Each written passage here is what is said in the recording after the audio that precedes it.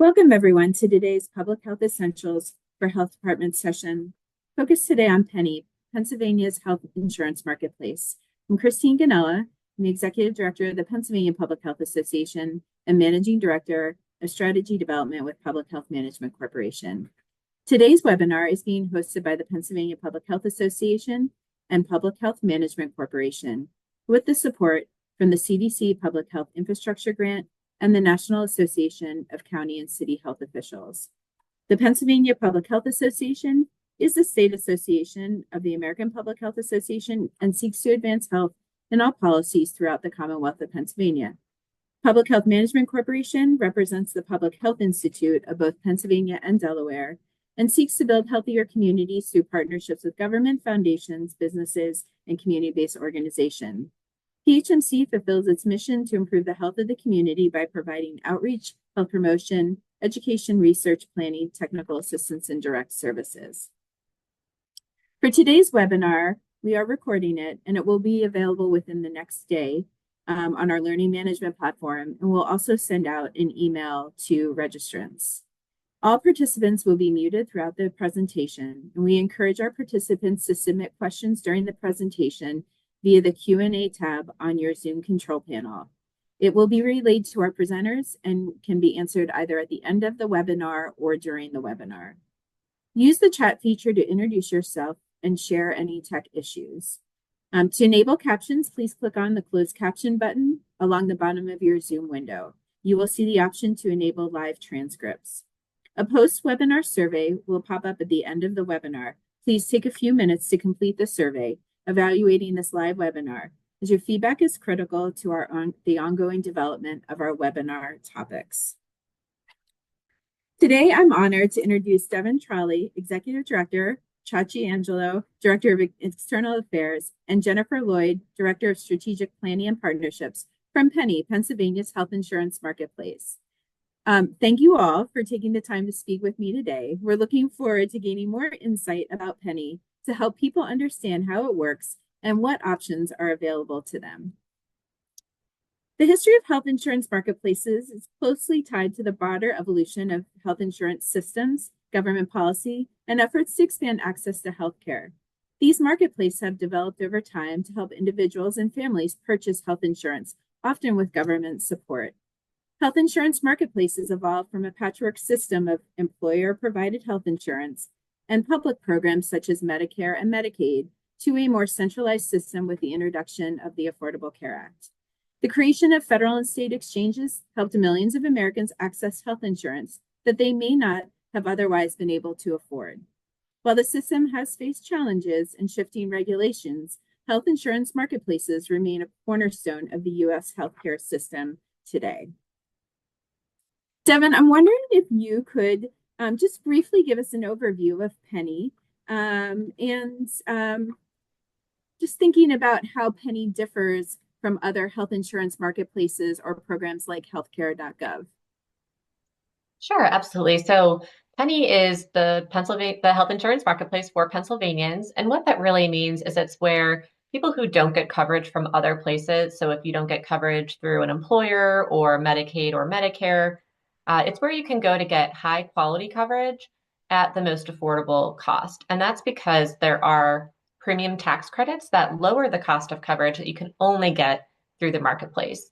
And it's really that sort of combination of health plans that are high quality that you can also get the tax credits for. So that's really what makes it unique. And how it compares to healthcare.gov is that healthcare.gov is run in states that don't have their own marketplace.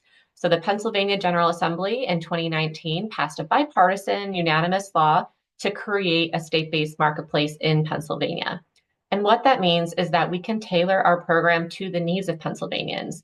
So we work really closely with the Medicaid agency, and we in fact cut in half the number of steps that it takes for someone who's no longer eligible for Medicaid to come over to Pennie and find coverage through the marketplace. We work with nonprofit and local community organizations to increase our outreach and awareness of Pennie. And we have many other approaches and policies that we make tailored to the needs of Pennsylvanians. And that's why it's so beneficial to have this program really at the state level. So the other part that I would mention is that we have record number of enrollment. So currently we cover 500,000 Pennsylvanians, and those are people who get their coverage through Pennie. It's small business owners, students, gig workers, Uber drivers, sort of any different function or job that you can think of that where they wouldn't have coverage through an employer. For example, in rural areas, a lot of farmers are enrolled through Pennie.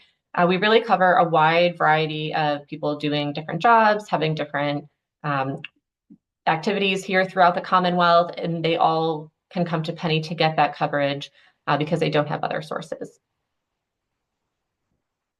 Awesome. That's really helpful and also just gives like a nice overview of like who really who accesses Pennie. And I wonder if you talked a little bit about this, but if you could share a little bit about how Pennie provides access to health insurance coverage and private insurance as well as Medicaid and CHIP options. If you could just sort of, it's such a complicated landscape that we operate in. Yeah, absolutely. So all of those provisions you mentioned and you had up in the chart about the consumer benefits of coverage, those aren't in every single plan that you can get if you go out to buy coverage on your own, but they are in every single plan that Pennie offers. So we offer health plans from the largest main insurance companies across Pennsylvania, and every single health plan has all of those consumer protections. So that's really how we make sure we provide high quality access to coverage. And then the affordability part of that is the tax credit. So if you were to go and pay full price for a plan, that could be, $400 or $500 a month. But with a tax credit that's based on income, many people pay much less than that. So we have some people who are paying $10 for a plan, $80 for a plan. It's based on income and it's a sliding scale. So people at lower incomes pay less, and people who make a little more contribute more to those health insurance premiums. And the way that interacts with Medicaid is that people are eligible for Medicaid also based on income. So once you get to a certain income, about $20,000, if you're below that as an individual, you likely qualify for Medicaid. So you would be eligible and get your coverage through that program. But if you make above that, you are likely eligible for tax credits through the marketplace to get affordable coverage with us. But the great part is that there's one single application for both programs. So if you come to Pennie or if you go to Medicaid and you complete the application, but it turns out based on your income you're in the wrong spot, our systems are connected. So we'll just pass you right over to the other program to directly enroll. And that's again a benefit of being able to be operated at the state level, that we can work directly with Medicaid to make those connections very seamless and easy to work through for people applying for coverage. Wonderful. Thanks, Devin. I know you mentioned, and we will circle back to this a little later in our conversation, but you mentioned tax credits. I know that there's another word that we use for those tax credits, and they're sometimes referred to as subsidies. So I want to just put like a pin in that because I think we want to circle back to kind of where we're at with subsidies a little later in our conversation. Kind of going back to sort of that enrollment process, and I think you outlined this again, but just want to emphasize like who is eligible for coverage and then also thinking about how our individuals and families can access that financial assistance through Pennie. Yeah, so there are some eligibility rules for enrolling through Pennie and for getting those tax credits or subsidies. So it is open to Pennsylvania residents, and people also have to be a citizen or have a lawfully present status. And if you meet those qualifications, then you can also apply for the tax credits. And then we, as Pennie, we determine the level of tax credit that someone gets based on income. So the application includes a variety of questions around income, deductions, all sorts of pieces like that. It's a bit unique because you actually project the income that you think you're going to make this year. And then the tax credits are based on that projected income. But we do use a lot of data sources to verify that. So what that means is that people then are, again, what they pay for health plans is based on their income. So people at lower incomes, again, closer to that 20,000, 25,000 range, maybe pay 0 or 1% of their income towards health insurance. But no one through the marketplace pays more than 8.5% of their income. So there used to be sort of an income cliff. There isn't anymore. There hasn't been for about 4 years. So really anyone who comes to the marketplace can know that what they pay is limited and will have a cap on it to come through the marketplace.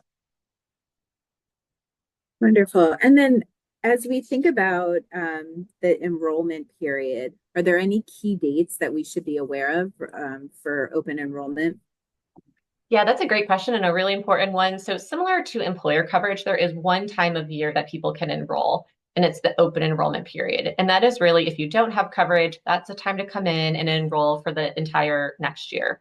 So our open enrollment dates currently are November 1st to January 15th. So we're not in open enrollment right now, but there are reasons that people can still enroll even now. And those are really tied to major life events. So if you've moved, if you've lost other coverage, if you have a household change like having a baby or getting married, those are all the types of life events that allow someone to still enroll even though it's not open enrollment. And there's a very timely one. We have a unique special enrollment period here in Pennsylvania, and that's tied to tax time. So the tax date's coming up here pretty quick. And for anyone who doesn't have coverage right now, if you on your Pennsylvania state taxes, not the federal one, but the Pennsylvania state taxes, if you say that you don't have coverage and that you're interested in learning more, you'll be connected directly to Pennie and you will get a special enrollment period to enroll. But you have to mark that on your state taxes. If you don't have coverage, that's a great way to kind of have an extra window to enroll for coverage for the rest of the year. Excellent. Thanks, Evan. And thanks for reminding me about tax season. We are we are in the thick of tax season, that's for sure. And just a last question before we turn over to Chachi, I wanted to ask you, how do our consumers apply for coverage through Pennie? Yeah, so a lot of our consumers apply through our website, pennie.com. That's pennie.com. And you can really have the full experience online. So there's FAQs, there's information, there's the full application. You can compare all of the health plans available. But we know that not everyone wants to go through that process online. So we have other resources available in person and across the Commonwealth. And I know Chachi's going to talk a little bit more about those resources that we have. But a lot again, the whole process is possible online, and then we have many facets of consumer support to help people go through that process. Wonderful. Thanks, Devin. All right, I'm going to shift over to Chachi. Chachi, a couple of questions for you. Devin sort of teed you up around support, customer support and assistance. So can you talk a little bit about what sort of support services Pennie offers to their customers to help navigate the marketplace? Yeah, Christine, again, thanks for having us. So we were talking about taxes and we're talking about health insurance, which is, two things that people are like, It's a little dry, but we're trying to spruce it up a little bit. but these are two things, especially health insurance, when people are like, it's almost like the first thought, the thing that you hear when you hear health insurance, you're like, oh, I don't know. But you know that you need it, right? So that's what like coming to pennie.com is like the first step. If you're just like, I know I need it, then just going to pennie.com, you're going to have the experience of like, oh, okay, I think I can get this. Or if I don't, that there's help for it. So part of Pennie's mission is to help, guide like an informed consumer decision. So you're not just getting something just to get it, but like you're comfortable with what you've purchased, you understand what you've purchased, and you're willing to use it or understand how to use it.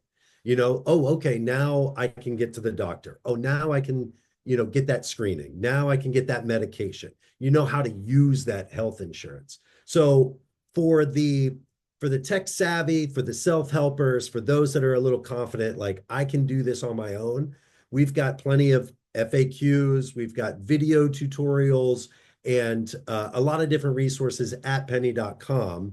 And what's nice about, at least right on the main page of pennie.com, is you can then click on the savings calculator and get an idea of what you're getting yourself into before you even start the application.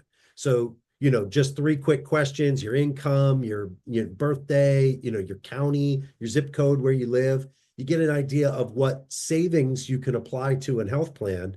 And then if you like your doctor, if you know you've got medication that you need to have covered, you can plug all of that in, and then you can see the plans that are available in your area. So then you're looking at those plans going, oh, okay, that's kind of what I'm looking to pay, and that's what I'm looking to buy. Let's get into the application and set up an account and then start putting your materials together. And then the other thing at pennie.com too, we go, all right, these are the main things that you should bring with you to the application so you can at least get it going right off the bat instead of, oh, okay, I better go and grab some W-2s, or I better go and grab my ID, or, just making sure that you're bringing the right documents.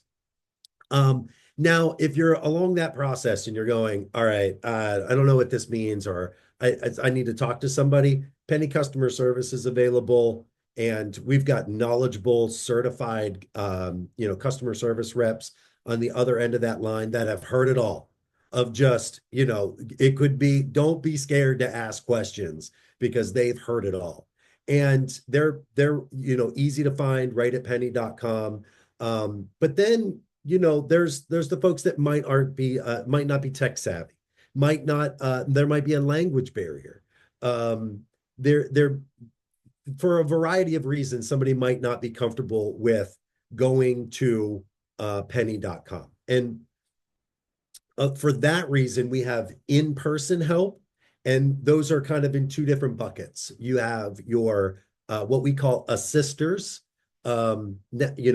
application assisters, and those are folks that work in different health centers inside of a hospital, and they're willing to, they're ready and willing to walk you through the application. And then you've got Pennie certified brokers. And these are folks that can also guide you right through the application, but can also go, okay, Christine, this is your situation. This is your income. This is the medication that you need. I think that this is the right plan for you.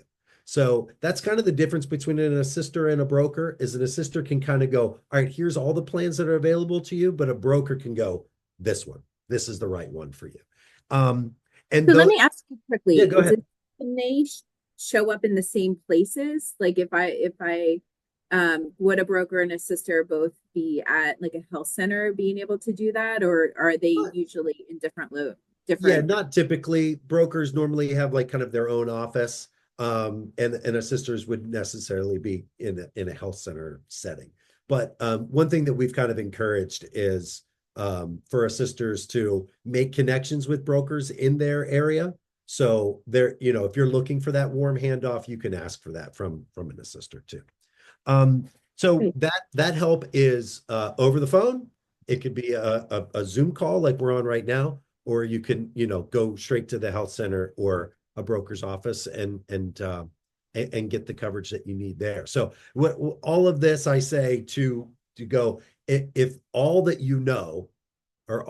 is I need health insurance, you can call us, go to pennie.com, pennie.com/connect, and chat with our customer service reps. They would be able to connect you with a broker and a sister as well. So really, that first call, that first visit, that we can take you from, I like to say, from confused to covered. And that's all you have to do is go, I think I need health insurance.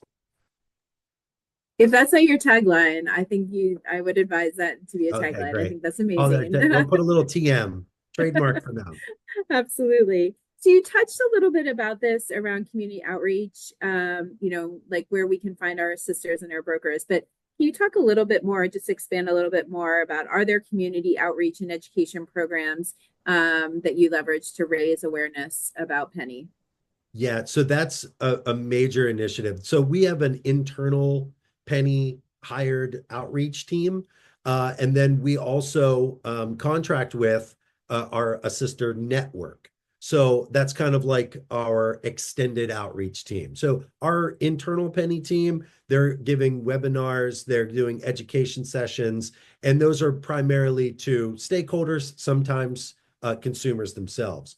But one thing that we've really realized is that, we can do more in that space. And that's part of the reason why I joined this webinar today, is a call to action to all types of stakeholders, all types of community organizations, nonprofits, to that right now we're currently soliciting for folks to show that they're interested in helping Pennie with outreach. And that could be as large as, taking on that outreach and education work as part of their daily work, or it could be simple as a library or a community center or a VFW just going, yeah, we'll hang stuff up, we'll pass out flyers, we can answer questions here. So it could be very large, very small, of just posting things on a bulletin board. But we're asking for that type of growing of our network, because ultimately what we spent 2024 realizing with a lot of consumer research is that folks want help and they value insurance. So they want insurance, but it's like, again, that barrier, where do I go? Who do I ask for? And we want to be able to make sure that there's somebody that can help them closer to their home all over the Commonwealth of Pennsylvania. So that's our main goal, of get more help everywhere in Pennsylvania. And we're going to be sending around a link after the webinar to our partner survey, where folks can fill that out, showing that they're open and willing to partner with us and join us. And then from there, we'll be in contact of how that looks like. But also, too, you don't necessarily have to fill out the partner survey to get involved. We highly encourage that. At Pennie, we'll send another link too, where we have free educational materials. So, think of brochures and flyers and talking points and video links and that sort of thing, that if you just want to get the help out, either, at your, in your lobby, in your waiting area, where you're connecting with Pennsylvanians, you can have those brochures handy, but also on your social media pages too. You can grab some links, grab some quick text and pictures, and be able to share that as well. So we're trying to give all of the resources to anybody willing to help us get the word out. I love that. We'll leverage our networks, our collective networks. And I have a couple of my health policy nursing students on today's webinar. So we'll put a little plug out to them to help us get the word out, and certainly tap into any of those resources that you mentioned. I know that Devin had promoted the website, but just want to give you one more opportunity to do that before we shift over to Jennifer. Appreciate it. Yeah. And I feel like it's kind of ingrained in my head now, but I have to remind myself to bring it up, that Pennie is Pennie. Came about, we just go by Pennie, but it's Pennsylvania Insurance Exchange. So Pennie is an easy way to remember. Exchange, another name for marketplace. But that's kind of how we came up with the name. So it's pennie.com. And also the phone number is pretty easy to remember. 844-844-8040.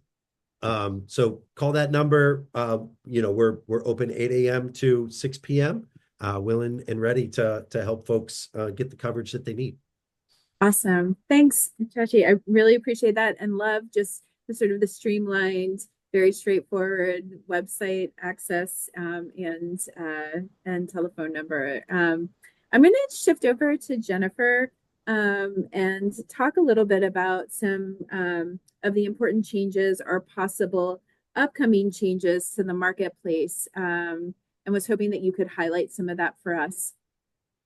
Yes, good afternoon, and thank you for the opportunity to talk through some of the important issues that we have coming up this year. I'm going to really focus today's conversation on affordability, because at the end of this year, the enhanced premium tax credits that came about as part of the American Rescue Plan in 2021 are set to expire. I'm going to go through a little bit today of some of the statistics, some of the growth that we've seen in enrollment because of that increased affordability, but also, potentially what is looming for 2026 if that financial assistance is no longer on the table. So just by way of a little bit of context, We did a lot of work last year to survey Pennsylvania's uninsured population. And one of the things that we found is that 80% of Pennsylvania's uninsured are concerned about medical debt or financial crisis resulting from an illness or injury. And 60% of Pennsylvania's uninsured do find Pennie's plans unaffordable. So cost, affordability, it's one of the driving things that we are looking at trying to continue to address in order to bring in more uninsured and get them enrolled. And so one step that occurred, as I mentioned, is this enhancement of the premium tax credits that were available. And so that enhancement occurred in 2021. And since then, Pennie has been able to increase our total enrollment by almost 50%. And so we are currently standing at nearly 500,000 enrollees, which is record breaking in the history of the marketplace and even before then. And so we're really proud of that number. We think that the financial assistance that is available really helped to bring in those enrollees. But as I mentioned, it is at risk and may not be continued or available going into next year. If we're looking at what would happen if the enhanced premium tax credits are no longer available, we took a look at premiums and tried to gauge how those would be impacted. And so taking a look at what Pennsylvanians enrolled in Pennie are currently paying, if just that enhanced portion of the premium tax credits went away, their premiums on average would increase almost 82%. And that is an average that is across all Pennsylvania or all Pennie enrollees. And just to kind of draw back to what Devin was saying, there were initial subsidies or tax credits that were available when the ACA was passed. This portion that we're talking about right now was just an enhancement to that. So when I'm saying 82% premium increases, that's just the enhanced portion going away. Those kind of base level subsidies would still be available. But just to provide a little bit more context, that enhanced portion totals almost $600 million a year for Pennsylvanians. So it's substantial. And as we mentioned, it's led to people being able to actually come in and enroll through Pennie because they are actually able to find an affordable plan. So 82% average premium increases for all enrollees, but I think it's important to mention that those premium increases could actually be more severe depending on the enrollee. And so for those enrollees who are maybe a little bit higher income or those enrollees who are a little bit older, where their premiums tend to be higher, they could actually experience double or triple what they're currently paying. So I do have just an example to kind of put this into context. And we looked at a married couple. They're 60 years old. So they're right before that Medicare eligibility. They're from York County and they're making about $82,000 a year. And so that is right on that 400% FPL cusp that Devin was talking about. That's $82,000 a year. Before the enhancement, they received no subsidies. But under the enhancement, they are capped at 8.5% of their income. So if you're looking at what that couple is currently paying for coverage, it's about $600 a month. If the enhancement goes away, they're going to be asked to pay $3,000 a month. So for them, that's about a 400% increase in their net premium. So again, depending on where you live within the Commonwealth, depending on your age, some of these other factors, you may not be experiencing the 82%. You may be experiencing double, triple, or even quadruple. So that's a I think significant increase. It's very significant. And 3 out of every 4 enrollees that are currently on Pennie have only been enrolled with these enhanced premium tax credits in effect. So it's significant, it's severe, but also it's going to be unprecedented for them because 75% of our enrollees have no idea what pre-2021 enrollment felt like and what those premiums looked like. So we're very concerned about consumer confusion. We're concerned about having to educate around what is coming, and also just concerned about the availability of a plan that fits within someone's budget, because there may not be a plan that fits within your budget when you're experiencing that significant of increases. So, Jennifer, I wonder, just out of curiosity, just so we have a better understanding. So this tax credit, this is a decision that's made at the federal level. Is that correct? So Correct. Can you just break down for us sort of what, like where it sits and kind of what would need to happen in order for it to move forward?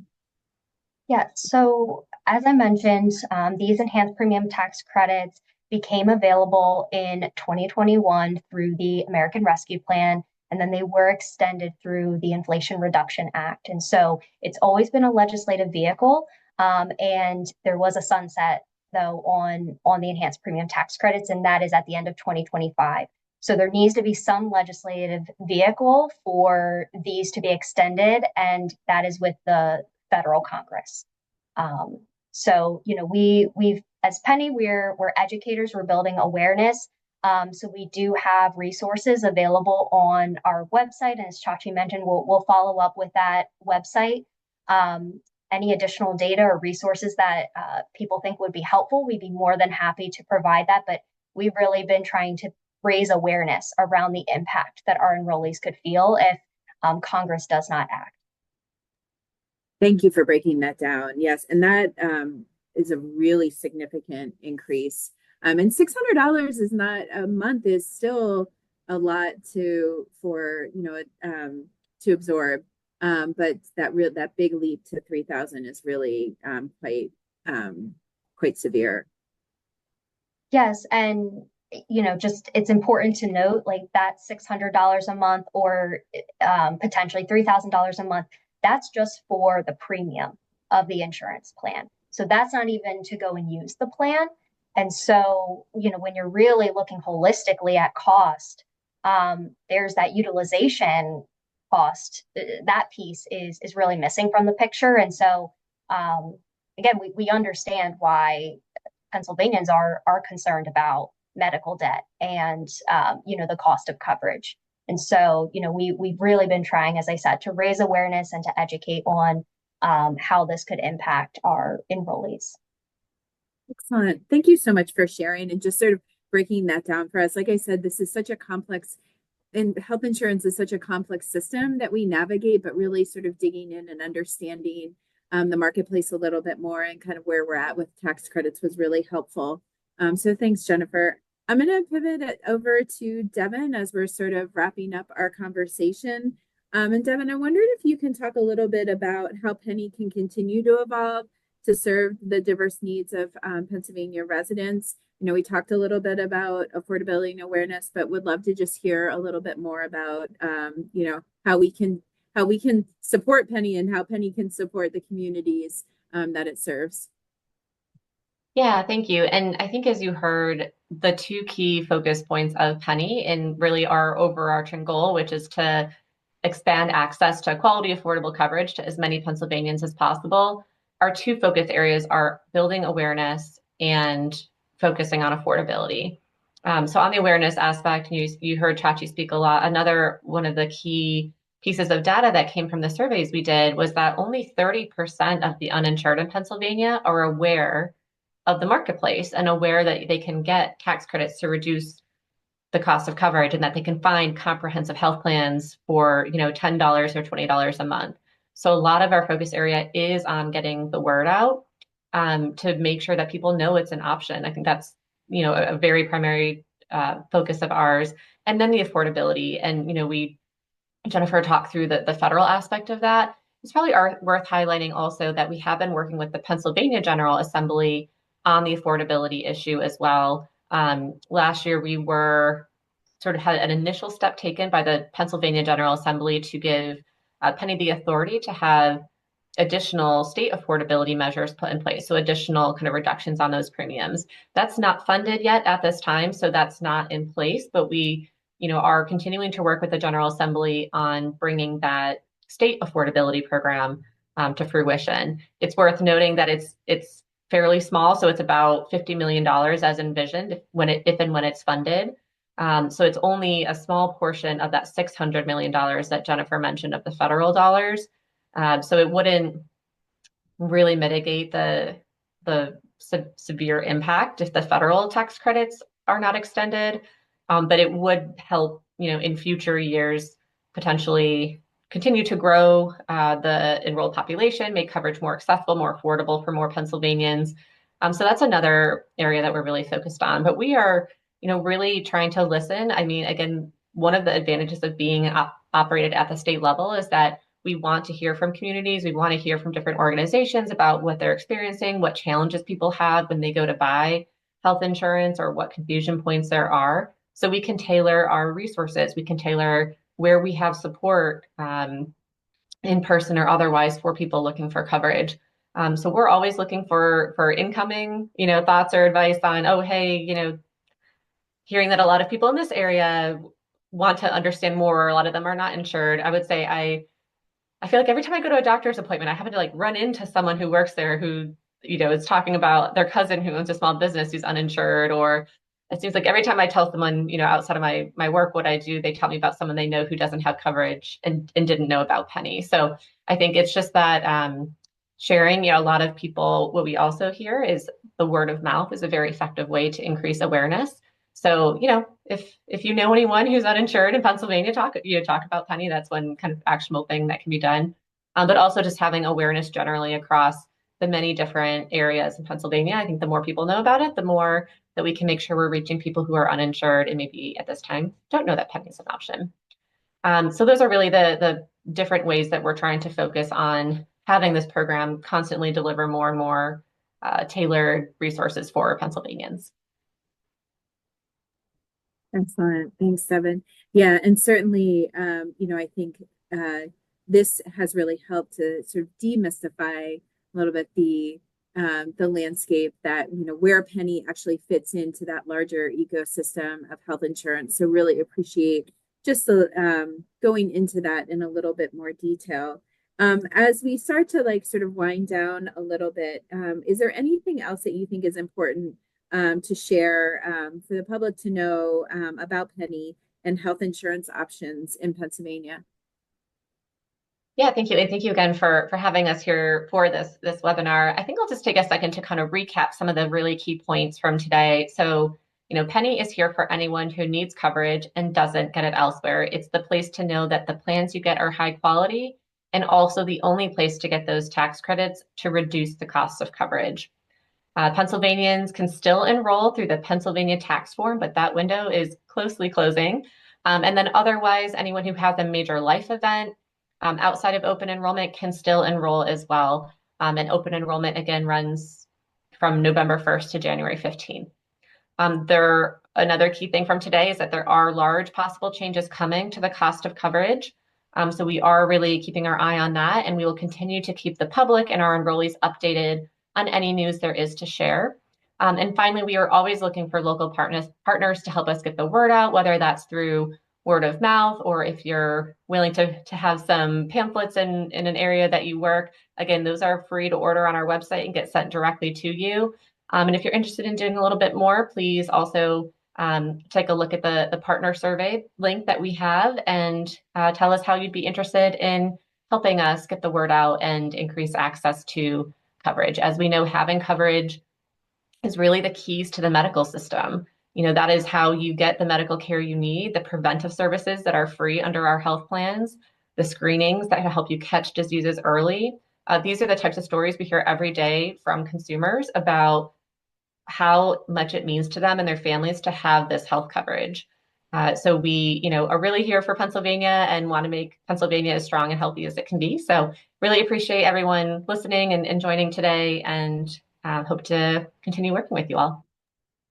Thanks, Devin and Jennifer and Chachi. Really appreciate, again, the level of detail we talked about regarding Pennie. And, I want to make sure that we have a couple minutes for questions. We do really appreciate your time, just again, the valuable information, also the call out of opportunities for partnership, but really to elevate who Pennie is, the role that you play within, again, that health insurance ecosystem. So I want to pause for a minute and see if we have any questions. I know one thing that I've been thinking a lot about, and knowing that Pennie sort of the particular space that Pennie really represents in the health insurance space, I wonder if you could talk just high level about, Medicaid, and if Medicaid it changes at all for our states, some of the impact that could have just on the sort of the larger health insurance space. Yeah, I think that's top of mind for a lot of people right now are the potential impacts to Medicaid, the potential impacts to the marketplace. And I think looking at it holistically, the more the uninsured rate increases, which, if there are significant changes to Medicaid, that could cause people to go uninsured. Likewise, if there are significant changes to the marketplace, more people can go uninsured. That has broader impacts. So that means hospitals are facing more uncompensated care. And a lot of Pennsylvania hospitals, especially, in rural or some urban areas, are struggling. And that makes there's not much of a difference between their financial viability and not. And the percent of insured population that's in a state has an impact on their ability to stay open and continuing providing medical services. And so I think the Medicaid question is a big part of that, as is the marketplace. And it's sort of this larger potential impact. I think one thing to reiterate is that the marketplace picks up where Medicaid leaves off. So if there are changes to Medicaid that make it so that it's harder to enroll in Medicaid or people are no longer eligible, that does not mean they qualify for the marketplace. And likewise, if there are large changes to the marketplace where people can no longer afford coverage, that does not make them qualify for Medicaid, because those programs, the eligibility is based on income, and the marketplace picks up where Medicaid leaves off. So if there are impacts to one or both programs, there really isn't a state way to pick up the gap, if you will. So that's a concern. We are really looking at the overall picture of the uninsured. We work very closely with Medicaid to try to reduce that number in Pennsylvania. And it really is the collective availability of these programs that allows us to do that. So we're watching those changes very carefully. We are kind of concerned globally for Pennsylvania in the landscape of what it means to have people insured, and when they're not, the negative impacts that has on the Pennsylvania economy, the Pennsylvania healthcare system. Thank you for that. Really, as you were talking, makes me recognize just that despite the fact that the marketplace sort of has its place, and Medicaid and Medicare and CHIP have their places, they are all complementary systems. And when they work well together, they work well. And when they're compromised, it does leave vulnerabilities within for people in access to health insurance. One of the questions that did come up was around how Pennsylvania compares with other states in terms of our health insurance marketplace and addressing the number of people who are uninsured. Yeah, I will say comparing states to states is quite difficult at times, because there are so many different dynamics at play. For example, some states have affordability programs, like just over the border in New Jersey, they have a state subsidy that reduces the cost of care. States have different populations of those who are eligible or ineligible based on immigration status, or some states have more transient populations that, based on seasonal work that come in and out, that impact their uninsured rate. I would say comparing Pennsylvania to Pennsylvania, we have decreased the uninsured rate by 10% since the Affordable Care Act went into place. So I think that is something that is very positive direction. And that was really the factor of a couple of things. I mean, I think having a state-based marketplace allows us to do that tailored outreach and increase that enrollment. We've increased enrollment 80% since taking over from the federal marketplace in 2020. So at the end of 2020. So that allows us to do that outreach and get more into the uninsured population, and in a way that the federal government wouldn't have been able to. And then I think the other part that's really important that Pennsylvania has done was to expand Medicaid. So having Medicaid based on income versus certain categories, like disabilities or children, that was an option for states. And states that took that option to expand Medicaid to make it based on income have significantly reduced their uninsured rate as well. That's the marketplace and that Medicaid expansion were the two real pieces of coverage expansion. So I would say Pennsylvania's put all the pieces in place to really do as much as we can. And it is hard to make those state-to-state comparisons. I think we are, if you look at all the states and the uninsured rates, I think we're pretty good. We're in, I think, the top 15 maybe, but I have to go back and look. But we are, I think, again, have all the pieces in place that really lead to a more insured population. And we also might just have the coolest name of all the state marketplaces. So we'll take that. Well, Devin, Chachi, and Jennifer, again, thank you so much for joining us. Really appreciate this. This is recorded. We will send it out to everyone who registered. I want to make sure that we can go to the next slide. This is what the Pennie website looks like once Hayden gets it up and running. This is what the Pennie website looks like, pennie.com. And this is what you'll see, and you can navigate and find all the information that was shared today. I want to remind people that we are going into National Public Health Week. So these are some of the events that the Pennsylvania Public Health Association will be participating in. We hope to see everyone out and about during National Public Health Week. Definitely follow us on social media. And on our next slide, this is how you can follow us on social media. We are in many different places and spaces. So if you're not a member, please consider joining the Pennsylvania Public Health Association. I appreciate everyone's attendance at today's webinar.